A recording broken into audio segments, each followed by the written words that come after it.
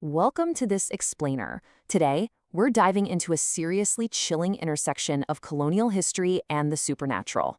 We're going to unpack the deeply unsettling accounts and the hidden history behind what is widely considered to be India's most haunted building. So, let's jump right in. Now, when you think of Kolkata, you probably picture a vibrant city, right? It's famous for its incredibly sweet delicacies, its rich culture, and its super warm, sweet-spoken people. But standing in stark contrast to all that warmth is the National Library of Kolkata. It's the largest public library in India, and it holds an absolute treasure trove of ancient and rare books. Students flock to it all day long. But, according to local lore and some absolutely terrifying eyewitness accounts, once the sun goes down, well, it holds something else entirely, something far beyond our human world. Part 1. The Night Shift. Veer Bahadur's terrifying Amavasya. To really understand this haunting, we have to look at the experience of a security guard named Veer Bahadur. Now, Veer was an experienced guard and honestly, a total skeptic. He didn't believe in ghosts at all. But his skepticism was put to the ultimate test on a pitch-black Amavasya, which is a new moon night. Let's trace how fast things escalated on his shift. His main job was just guarding the western lawns, making sure nobody broke in to steal those rare books. Around midnight, he's sitting in his guard room in the pitch dark, and suddenly, his radio loses its signal. He steps outside to get a better frequency, but instead of music, he just gets static. And then, faintly, the unsettling murmur of a voice. Then, the static just cuts out completely. By 1 a.m., a massive echoing thud rings out from inside the dark library. It sounded literally like entire bookshelves had just violently collapsed. He couldn't reach his partner, so at 1:30 a.m., Veer makes the fateful decision to enter that pitch-black library completely alone. But just before he walked in, the radio suddenly sprang back to life. And what's truly chilling here is that through the static, Veer didn't hear a local broadcast. He heard a voice say, "Tonight is my night." And it wasn't spoken in Hindi or Bengali. It was in English, with this furious, angry British accent.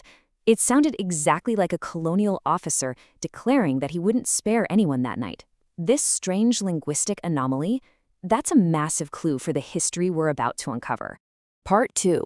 The Trapped Student. An encounter in the reading room. Once Veer was inside those dark halls, he quickly realized he wasn't alone. Deep inside a reading room was a 14-year-old student named Saurav. The poor kid had lost track of time and gotten locked in. Saurav's ordeal unfolded in 3 terrifying steps. First, when he finally tried to leave, the heavy door was mysteriously jammed. He banged on it, screamed for help, but nothing. Then, the air went ice cold. Step 2, he turns around and sees a disfigured woman in a white dress, literally floating in the air. But she wasn't just haunting the room. She was methodically arranging books on the shelves. When Saurav screamed in sheer terror, she finally noticed him and snarled. Step 3, in an absolute panic, the young boy dove right under a reading table to hide. This brilliantly illustrates the sheer psychological horror of this lore. Saurav wasn't just attacked. He was being toyed with.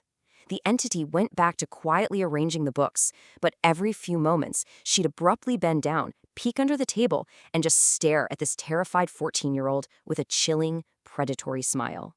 This agonizing game of hide-and-seek only ended when Veer Bahadur finally managed to force those reading room doors open, and Saurav just threw himself into the guard's arms, sobbing uncontrollably. Part 3.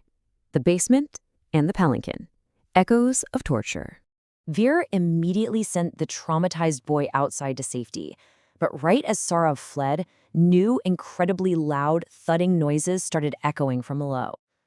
Against every human instinct you or I would have, Veer actually followed those sounds down into the library's dark basement, where the door to a specific room swung wide open completely on its own. Inside, Veer experienced an intense auditory hallucination.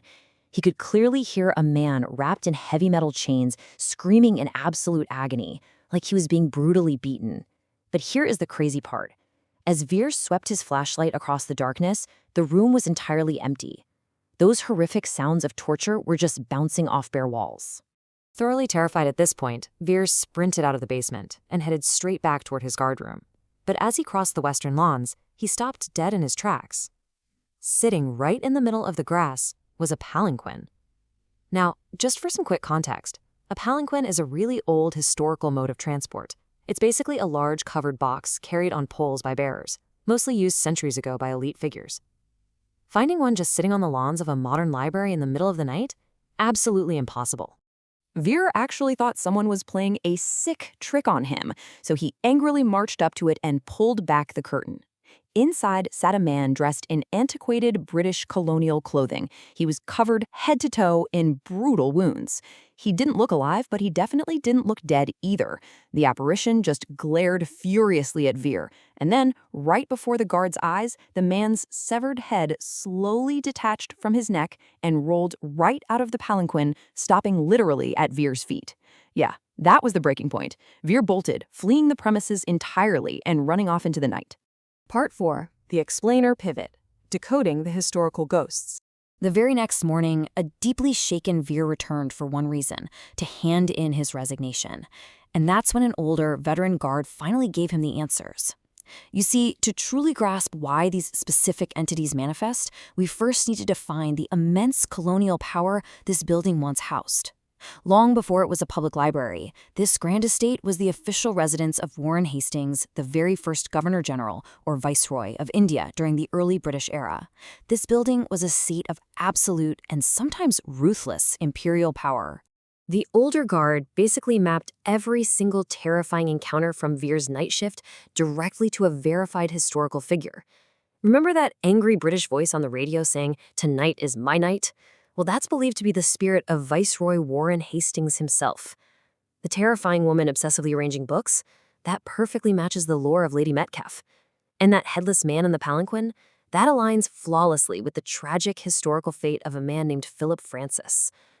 Let's break those down historically, starting with our headless apparition. History tells us that Philip Francis and Warren Hastings had this incredibly bitter, fatal political rivalry. And it actually culminated in a brutal duel right there on the estate's western lawns. Francis was severely wounded in the fight. A rescue palanquin was hastily summoned to save his life, but he ended up bleeding to death on the grass before it could even reach him. So this perfectly explains why Veer saw a wounded British-era man trapped in an endless, looping manifestation of that failed rescue attempt every single new moon. It's the same kind of story with the woman in the reading room. Compare your standard, helpful local librarian to the lore of Lady Metcalfe. During her life in that residence, she was known to be notoriously obsessed with cleanliness and the hyper-precise arrangement of the estate's massive book collection. According to the lore, even in death, she ruthlessly enforces this organization, which explains exactly why that floating entity totally ignored Saurabh at first. She was just busy arranging her books. It was only when Saurabh disrupted her domain that she turned her terrifying wrath on him. So, summarizing all the lore we've just unpacked, the National Library isn't just randomly haunted. It's actually structurally divided into distinct domains of the dead. Think of it like a giant puzzle. The western lawns belong to the tragic final moments of Philip Francis. The main halls echo with the commanding voice of Warren Hastings. The bookshelves are meticulously guarded by Lady Metcalfe. And that dark basement? Well, according to historical whispers, it was once used as a literal torture chamber where prisoners were chained and beaten. That explains the agonizing and visible screams Veer heard in the dark. When you lay the information out like this, you realize these hauntings aren't just your standard jump scares. It's literally history repeating itself on a terrifying loop. And this structured breakdown of history? Yeah, that was more than enough for Veer Bahadur. He handed in his resignation that exact morning. He absolutely refused to ever face those historical echoes again, and he never set foot inside the National Library of Kolkata for the rest of his life.